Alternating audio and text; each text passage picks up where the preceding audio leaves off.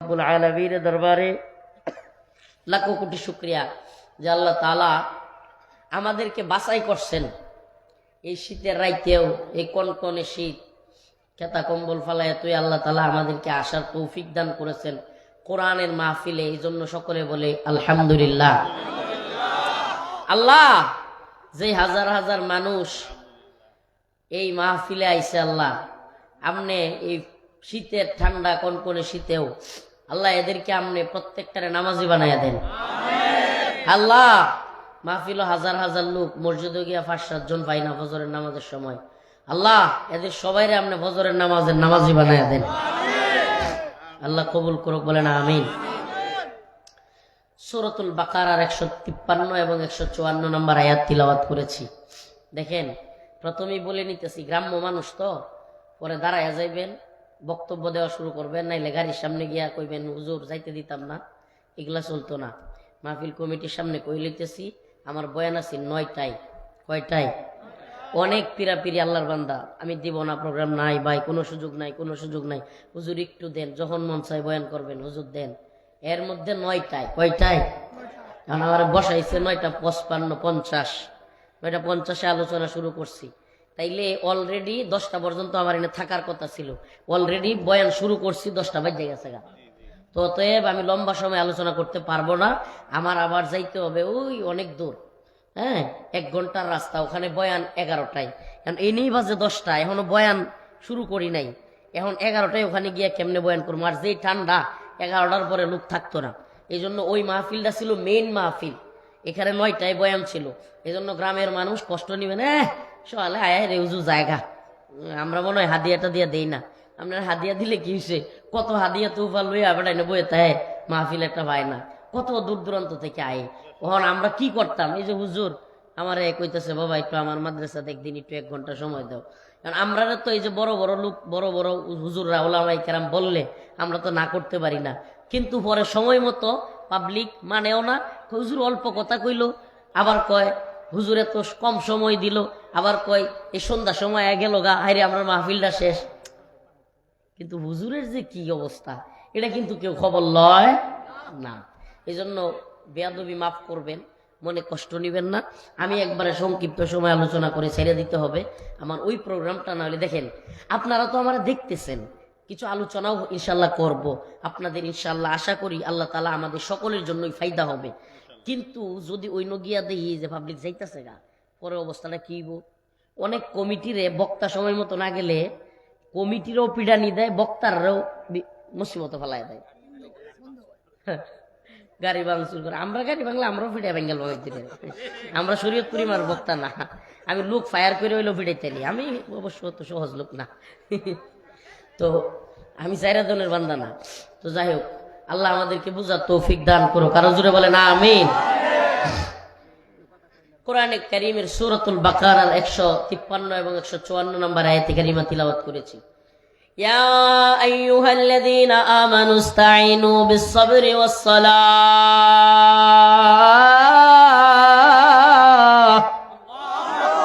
ইন্নাল্লাহা মা'আস-সাবিরিন ولا تقولوا لمن يقتل في سبيل الله أموات بل أحياء ولكن لا تشعرون ولنبلونكم بشيء من الخوف والجوع ونقص من الأموال والأنفس والثمرات وبشر الصابرين আল্লাহ রাব্বুল আলামিন সূরাতুল বাকারা এর 153 এবং 154 এই 2টা আয়াতে কারিমার মধ্যে বান্দাদেরকে এমন 2টা গুরুত্বপূর্ণ বিষয় বলেছেন, যেগুলো আমাদের মুমিনদের জিন্দেগিতে, মুসলমানদের জিন্দেগিতে খুবই গুরুত্বপূর্ণ। যার একটা হলো আল্লাহ পাক মুমিনদেরকে তার কাছে চাইতে বলেছেন। কার কাছে? একমাত্র আল্লাহর কাছে চাইতে বলেছেন। কোন মুসলমান সন্তান হয় না, চাইবে কার কাছে? বিপদে বালা মুসিবতে পড়ছে, চাইবে কার কাছে? মেয়েটার বিয়ে হয় না, চাইবে কার কাছে? ছেলেটাকে বিয়ে করানো যাচ্ছে না, চাইবে কার কাছে? ছেলেটার চাকরি হচ্ছে না, বিয়ে করাইতে পারতেছে না, কার কাছে চাইতে হবে? বিপদে বালা মুসিবতে যে কোনো ধরনের সমস্যায় আমাদের একমাত্র চাওয়ার জায়গা হলো রব্বুল আলামিন। কার কাছে চাইতে হবে? এই দুনিয়ায় কারো কাছে চাইলে লজ্জিত হওয়া লাগে, লজ্জিত হওয়া লাগে। দুনিয়ায় কারো কাছে চাইলে একদিন, দুই দিন, তৃতীয় দিন আর চাইতে মন চায় না। আমার হুজুরার কাছে হেফজখানায় টাকা রাখতাম ছোটবেলায়। হেফজখানার ছাত্ররা কিন্তু নিজের পকেটে টাকা রাখার নিয়ম নাই, নুরানিতে হেফজখানায়।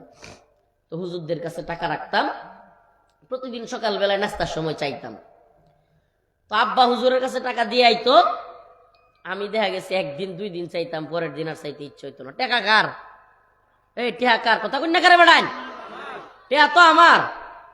তবু চাইতে মন চাইতো না। দুই দিন চাইলে তৃতীয় দিন লজ্জা লাগতো, পরে দেয়া যাইতো। মাঝে মাঝে নাস্তা খাইতাম, মাঝে মাঝে খাইতাম না, মাঝে মাঝে দোয়ানো বাহি খাইতাম। তবু হুজুরের কাছে প্রতিদিন চাইতে ইচ্ছা হইতো। এটা গাইরতের বিষয়, লজ্জার বিষয়। প্রতিদিন একটা মানুষ চাইতে পারে না, সুবহানাল্লাহ। চাইলেও কি হয়, যদিও কোনো ব্যক্তি চাইলেই দিয়ে দেয়, কিন্তু একদিন, দুই দিন, তিন দিন এভাবে চাইতে চাইতে একটা সময় ওই লোক যদি কিছু নাও বলে, ওই লোকের বউ, ওই লোকের আশপাশের কেউ কয়, কিরে বেড়া তুই প্রতিদিন অমুকের কাছে চাইয়া চাইয়া চলস, বলবে কি বলবে না? কিন্তু আমার আল্লাহ রব্বুল আলামিন এমন না।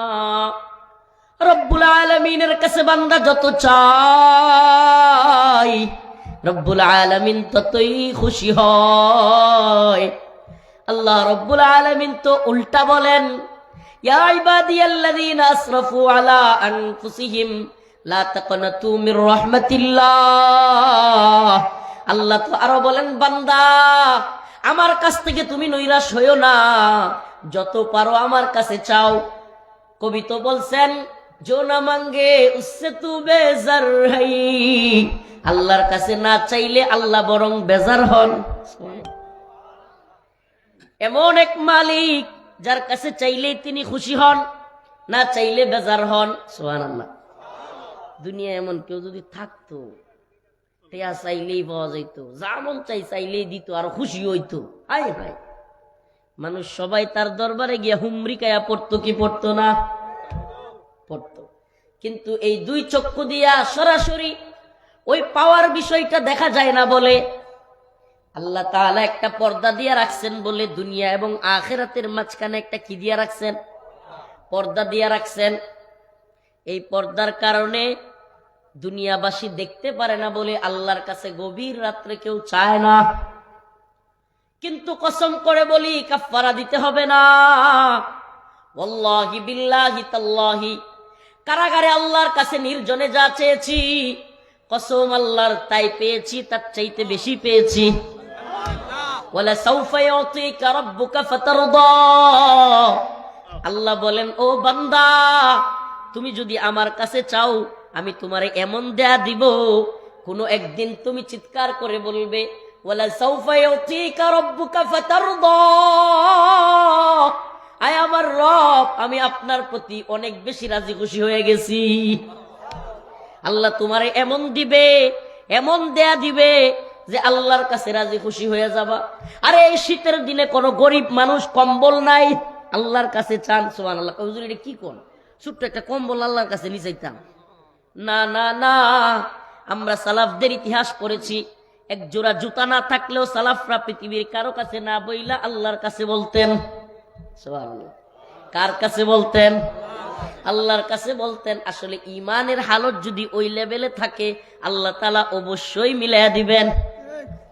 আরে ইরাকের বাগদাদ শহরে, ইরাকে এক লোক বেদুইন মুসাফির বাজারে আসছে উট বিক্রি করতে। কি বিক্রি করতে? উট বিক্রি করতে আসছে। আরেক লোক আইসা বলছে, তুমি কি করবা? কয় উটটা বিক্রি করব। তারপরে কি করবা? কয় আমার রিজিক তালাশ করব, ওই টাকা দিয়ে ব্যবসা করব, এই করব সেই করব। ওই লোক, এক বুজুর্গ লোক বলল যে, বাবা তুমি এই উটটা দান কইরা দাও, তোমারে আল্লাহ তাআলা সব রিজিকের ব্যবস্থা করে দিবে। সুবহানাল্লাহ। সরাসরি উট দিয়া কয় যে আল্লাহই ব্যবস্থা করব। সরাসরি উট দিয়া দিছে। উট এমন দেয়া দিছে যে বাজারের গরিব মিসকিন বা সবাইরে খাওয়াই দিছে। সুবহানাল্লাহ। ইয়াকিন কোন পর্যায়ের, ইয়াকিন কোন পর্যায়ের বিশ্বাস! সুবহানাল্লাহ। দেখা গেছে আল্লাহ তাআলা ওই লোককে ওই সময়ের ওই শহরের বড় ব্যবসায়ী বানায়া দিছে। সুবহানাল্লাহ। প্রিয় ভাইরা আমার, পাখির বিশ্বাস দেখছেন আল্লাহর প্রতি। আমরা তো ডুলি বইরা ধান বইরা রাখি, বরি না আপনারা কি করেন? আমরা নাম দিলেন না, এটা ঈশ্বরগঞ্জ। ঈশ্বরগঞ্জ কি করেন? ডুলি, ডোল। এই যে বড় ধানের যে ধান যেটির মধ্যে বইরা রাখে, ডুলি ছিলেন না, ডোল। এই ডোলের মধ্যে যে ধান রাখে, আমরা ধান রাহি, চাউল রাহি, খুরাকি পুরা বছরের রাহি। তারপরেও ওইব না হইতো না, ওইব না হইতো না। মনের ভিতরে সনবন আছে না নাই?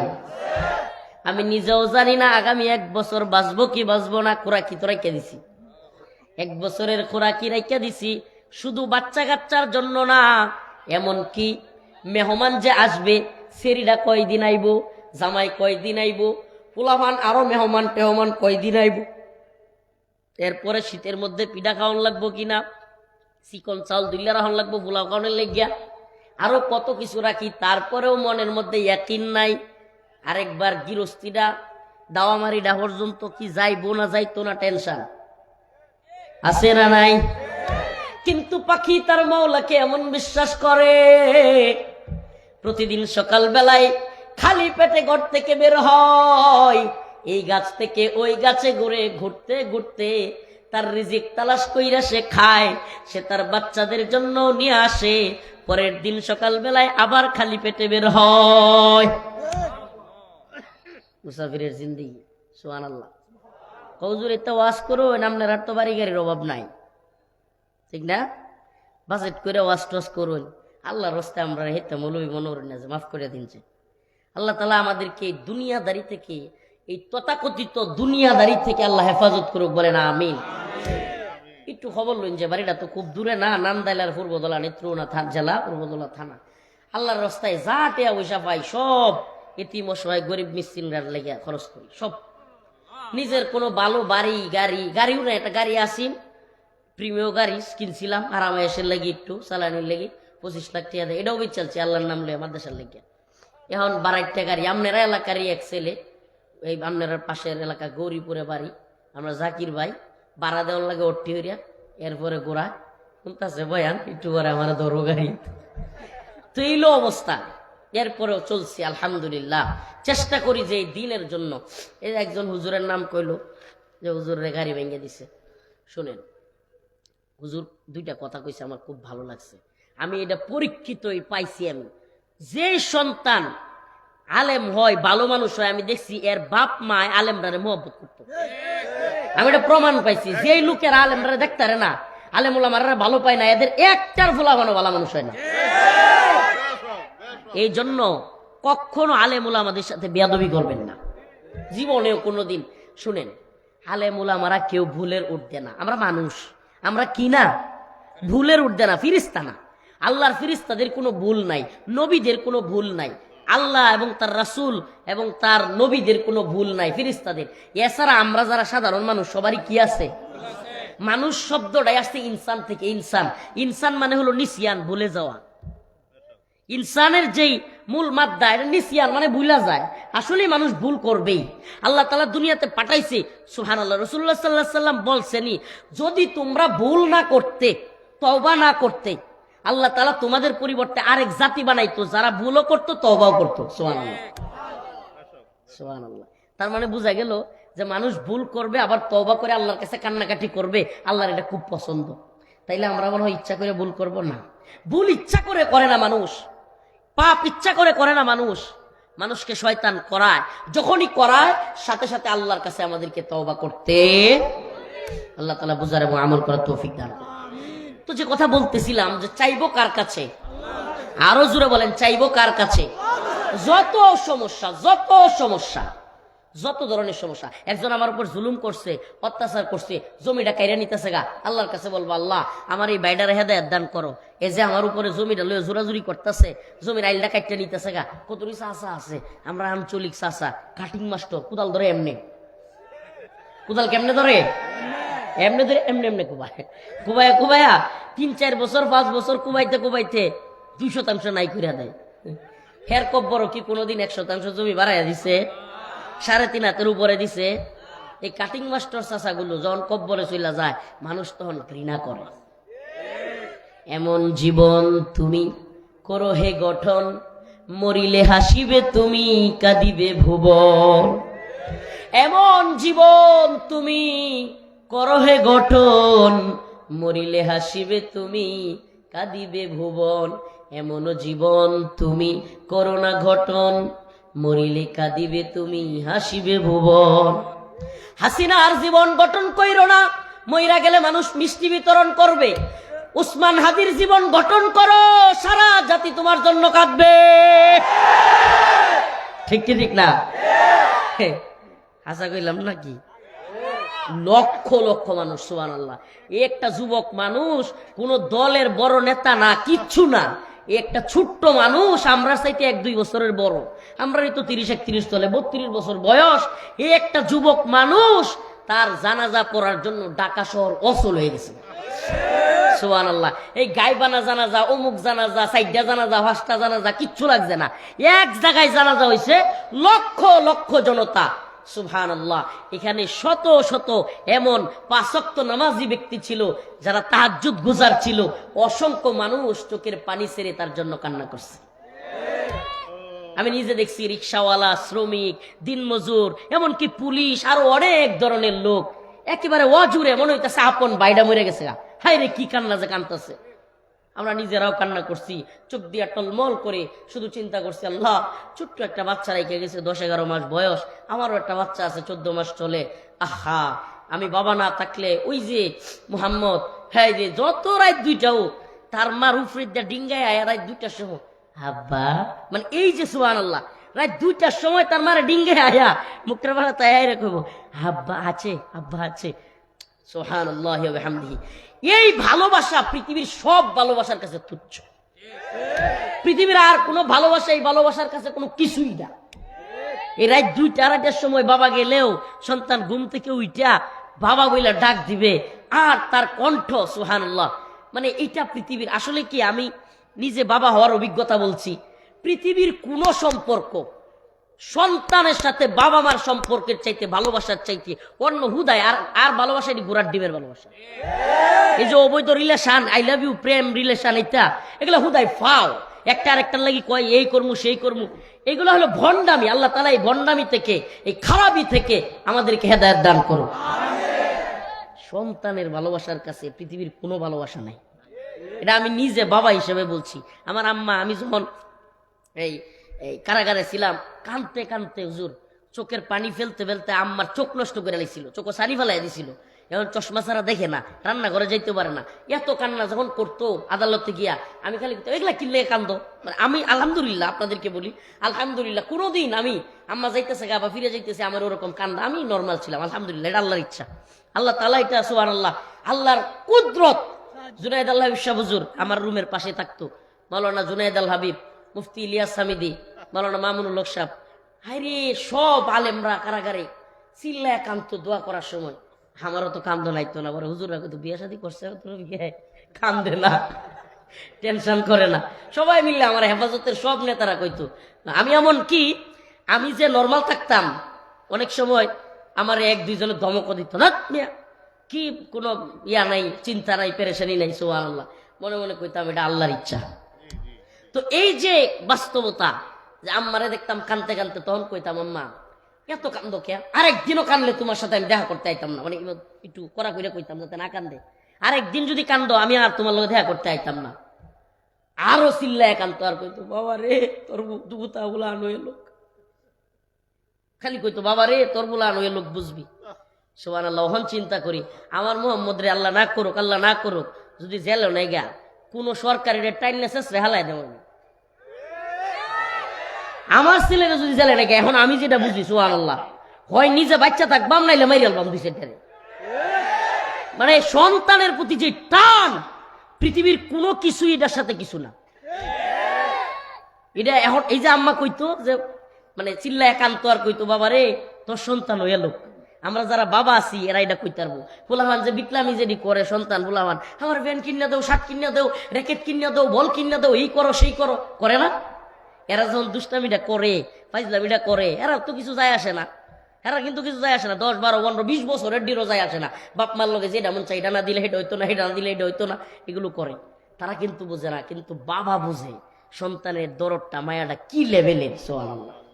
আল্লাহ তাআলা সকল বাবা মাকে আল্লাহ তাআলা হেফাজত করুক, সকল সন্তানদেরকে তার বাবা মার কোলে রাখুক, কোন বাবা মা থেকে সন্তানকে আল্লাহ তাআলা ছেদ না কইরা দেয়। আমি কইছিলাম হুজুর আম্মারে শক্ত ভাষায় যে আমারে জেলে নৌকার যাই করুক, সাবধান, কোন নেতার বাসা বসা যেতে পারবা না আমার জামিনের লেগে। এটা আগের তে আমার লোক শক্ত কথা। আম্মা যে খালি কইতো যে বাবা তুমি যেই ওয়াজ করো তোমার তো যে কোনো দিন ধরে আলবো। আমি কইছি যে আল্লাহর নাম লিয়ে ধরে লাগ কিছু করো, আল্লাহ রাস্তায় দেলছো না? আম্মা খালি কইতো তোমার আল্লাহ রাস্তায় দেলছে। আমি কইছি দেলছো তো কহ, তাইলে আর কান থাকতা না।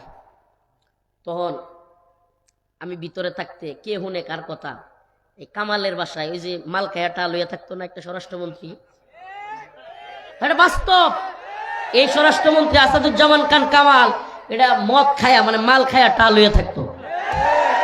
এই মালখুর আসাদ সে কেটা জানি আম্মারে বুদ্ধি দিছে, আমার মামা আরো কয়েকজনে মিল্লা, মনে করেন এরাও কিছু লোক তো আওয়ামী লীগের আমরা আত্মীয় স্বজনের মধ্যে আছে, বুঝছেন না?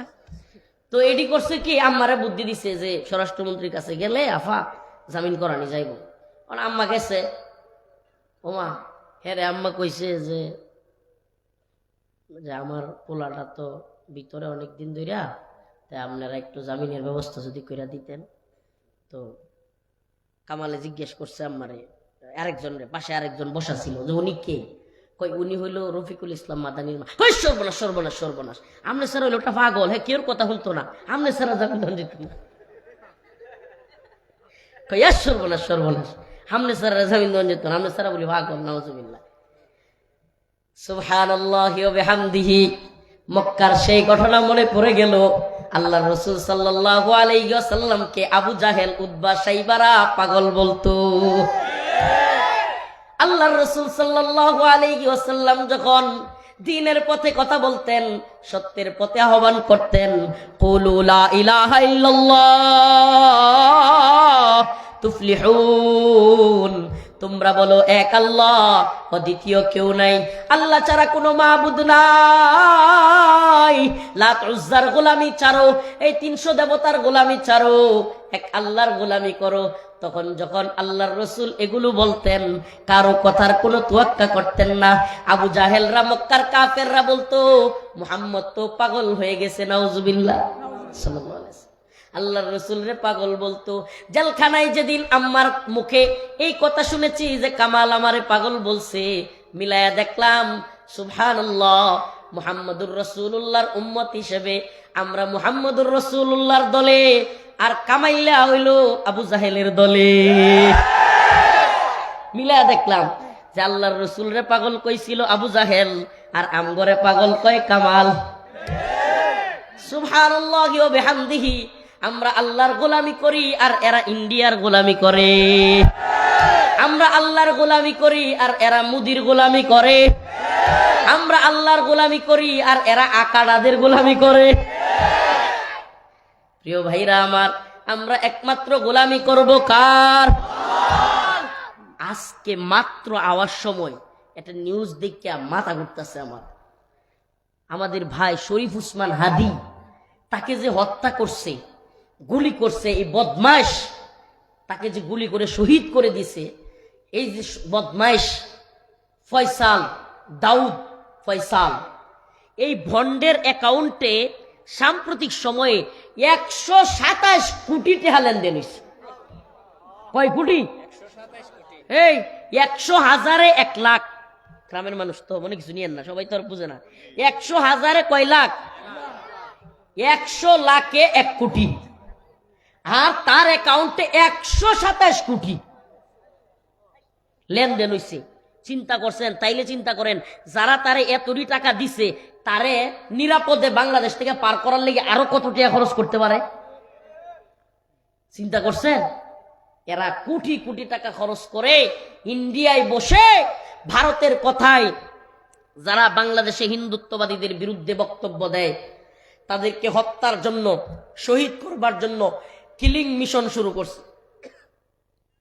আমরাও বলি কিলিং মিশন করে কি হইছে?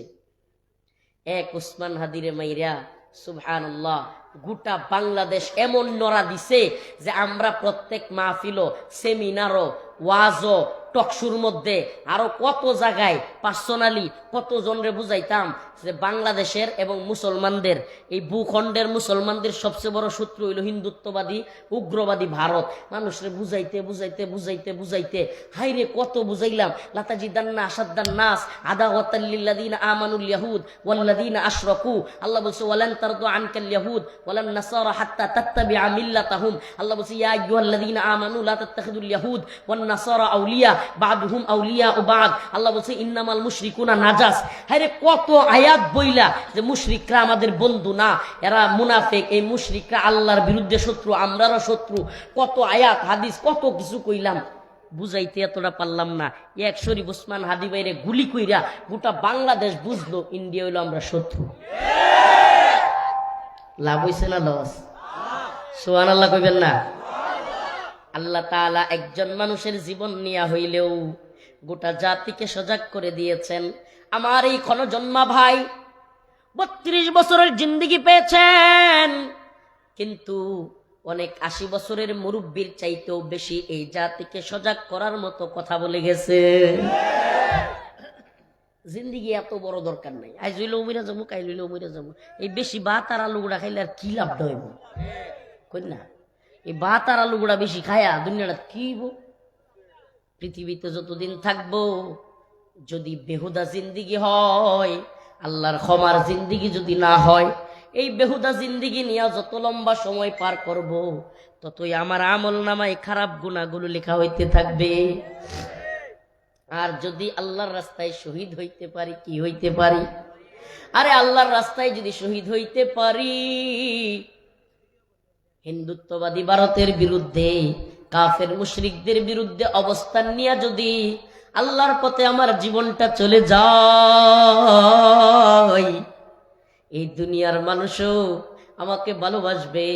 এই দুনিয়ার মানুষ এত বড় সংবর্ধনা দিয়া বিদায় দিবে, আবার আল্লাহর কাছেও এক বড় সংবর্ধনা অপেক্ষা করছে। ওয়ালা তাকুলু লিমান ইউকতালু ফি সাবিলিল্লাহি আমওয়াত। আল্লাহর কাছে সংবর্ধনা কি?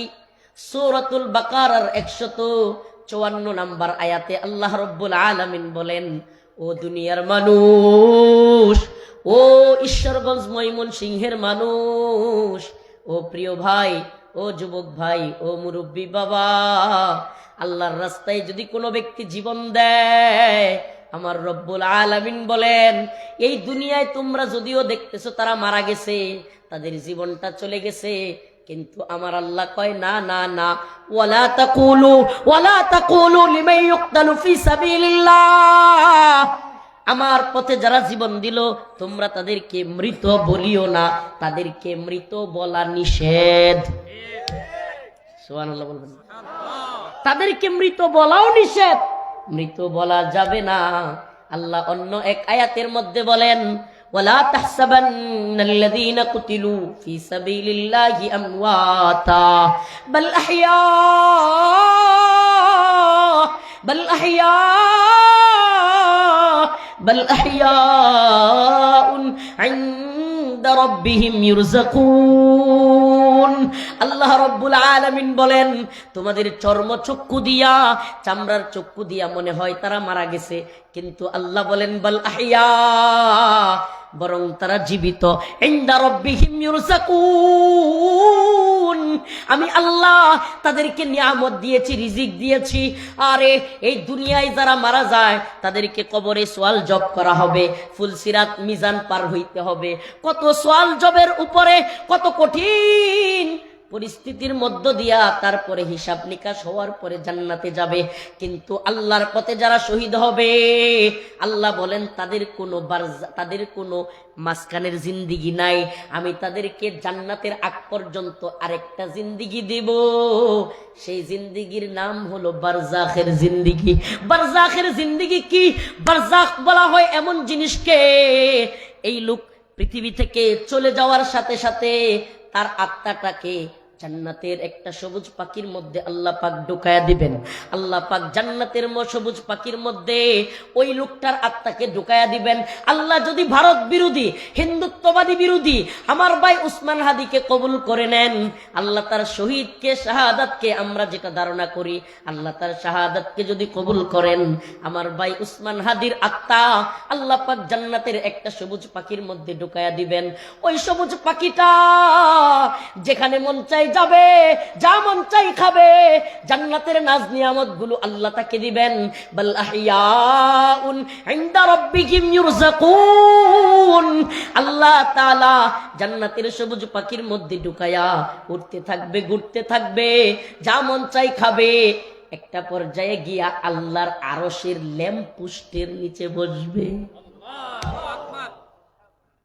আল্লাহর আরশের ল্যাম্প পোস্টের মধ্যে যখন আমার শাহাদাত অর্জনকারী ভাই বসবে, তখন সবচাইতে বড় নিয়ামত যেই জিনিসটা, সবচাইতে বড় নিয়ামতের যেই মুমিনের জিনিসটা, জান্নাতের মধ্যে সবচাইতে বড় নিয়ামত যেই জিনিসটা, তাআল্লুক মা আল্লাহ, আল্লাহর সাথে দিদার, আল্লাহর সাথে সম্পর্ক। সুবহানাল্লাহ। আল্লাহ ওই শহীদ বান্দাকে ডাক দিবে, আয় আমার বান্দা, ও প্রিয় বান্দা, ওই দুনিয়ায় আমার দ্বীনের জন্য নিজের জীবন বিলায়া দিছো, উম্মতের জন্য জীবন বিলায়া দিছো, বলো তুমি আর কি চাও? সুবহানাল্লাহ। স্বয়ং আল্লাহ জিজ্ঞেস করবে, বান্দা তুমি আর কি চাও? আল্লাহ রব্বুল আলামিনের ডাকে ওই শহীদ বান্দা আল্লাহকে বলবে, মালিক, দুনিয়ায় যে কিছুই খাই নাই, যা কিছু জীবনে দেখি নাই, পাই নাই, এমন অসংখ্য নাজ নিয়ামত আপনি আমাকে দিছেন, যা মন চাই খাইতে পারতেছি, কোনো টয়লেট নাই, কোনো টেনশন নাই, খানার টেনশন নাই, ঘুমের টেনশন নাই, কোনো জায়গায় যাওয়ার টেনশন নাই। মালিক আমি যা চাচ্ছি তাই তো পাচ্ছি, আর কিছুই চাই না। আল্লাহ পাক আবারও বলবেন, কি চাও? ওই বান্দা বলবে, মালিক আর কিছু চাই না। তৃতীয়বার যখন বলবে, কোন জান্নাতি যা চাই নাই, শহীদ তা চাইবে। জান্নাতে যাওয়ার পরে দুনিয়ার কোনো মানুষ আবার দুনিয়াতে ফিরতে চাইবে না, কিন্তু একমাত্র শহীদরা আবার দুনিয়ায় ফিরতে চাইবে। কি আশ্চর্য! জান্নাতে চলে গেছে, আবার কোথায় আসতে চায়? বলে, আল্লাহ, এই যে দুনিয়ায় তোমার জন্য জীবন দিলাম, আয়েশা তো দেখি নাজ নিয়ামতে ভরা, আবার তুমি আমাদের সাথে কথা বলতেছো, আল্লাহ, তাইলে আরেকবার গিয়া যদি দুনিয়ায় আবার শহীদ হই, তাইলে তো আমার মর্যাদা আরো বাড়বে। সুবহানাল্লাহ। রব্বুল আলামিন ডাক দিয়া বলবে, বান্দা, এটার তো কোনো সুযোগ নাই। সুবহানাল্লাহ। তাইলে আমার ভাই উসমান হাদিকে যারা হত্যা করছে, যদি আল্লাহ তার শাহাদাতকে কবুল করে, তাইলে যারা হত্যা করছে, হত্যাকারী, এরা যাবে জাহান্নামে। এরা যাবে কোথায়? বলেন, যাবে কোথায়? আর যাকে হত্যা করছে, সুবহানাল্লাহ, হুজুররা সামনে কাতেল মাকতুল, আল্লাহ তাআলা কখনোই দুইটাকে এক জায়গায় রাখবে না। সুবহানাল্লাহ। এটা একটা হাদিসের একেবারে অকাট্য দলিল যে আল্লাহ তাআলা কাতেল এবং মাকতুল, খুনি এবং যে খুন হয়েছে, দুইজনকে কখনো একত্রে রাখবে। তাইলে খুনির তো আর জান্নাতে যাওয়ার সুযোগ। তাইলে খুনি যদি জাহান্নামে যায়, আল্লাহর রাসূলের কথা অনুযায়ী কাতেল এবং মাকতুল যদি এক জায়গায় না যায়, তাইলে যাকে হত্যা করা হয়েছে সে যাবে কোথায়? যদিও ওনার গুনাহ থাকে, ওই গুনাহগুলি তার আমলনামায় দিয়ে দেওয়া হবে। এই দুনিয়ায় তাকে খুন করার শাস্তি হিসেবে ওই গুনাহ যেগুলো করছিল, ওই গুনাহগুলো তার আমলনামায় দিয়া আল্লাহ ওই বান্দারে মাফ করে দিয়ে জান্নাত দিয়ে দিবে। একটা টাল বাহানা শুরু হয়েছে। আমি গত 2 দিন আগে ঢাকার শাহবাগে যেই চত্বরের আমরা নতুন একটা নাম দিয়ে এসেছি, ও প্রিয় নন্দাল, ঈশ্বরগঞ্জ ময়মনসিংহের মুসলমান, আমরা সেই চত্বরের নাম দিয়ে এসেছি ওই নাস্তিক শাহবাগীদের চত্বরের নাম বাদ দিয়ে আমাদের ভাই শরীফ উসমান হাদি চত্বর। আমরা সেই উসমান হাদি ভাইয়ের চত্বরে আমি শপথ করে এসেছি, জনতার সামনে চিৎকার দিয়ে শপথ করে এসেছি, আমাদের যদি জীবন দিতে হয় জীবন দেব, কিন্তু বাংলার মাটিতে শরীফ উসমান হাদী ভাইয়ের খুনিকে অবশ্যই ধরে বিচার করতে হবে।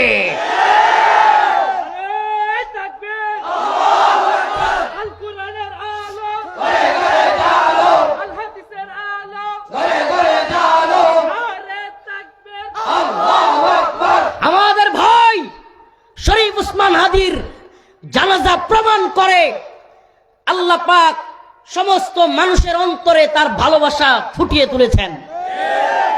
এই লক্ষ লক্ষ জনতা ওয়াদা দিয়েছে।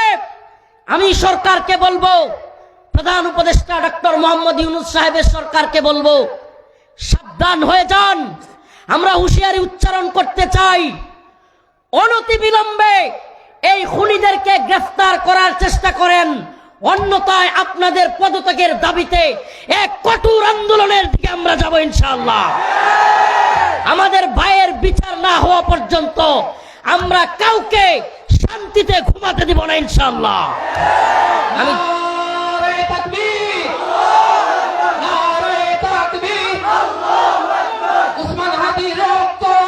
বৃথা যেতে দেব না।